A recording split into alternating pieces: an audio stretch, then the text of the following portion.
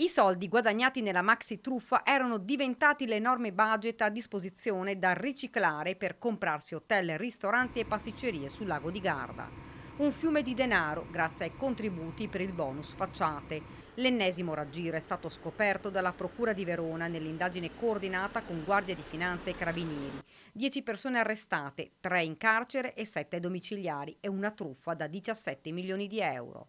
L'operazione è stata portata a termine dai finanzieri di Verona e Agrigento e dai carabinieri di Verona, che hanno eseguito i provvedimenti restrittivi fra Veneto, Lazio, Piemonte e Sicilia.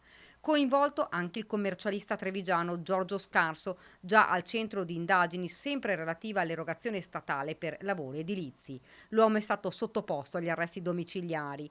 Tra i provvedimenti anche un veneziano ultra settantenne finito ai domiciliari Eraclea.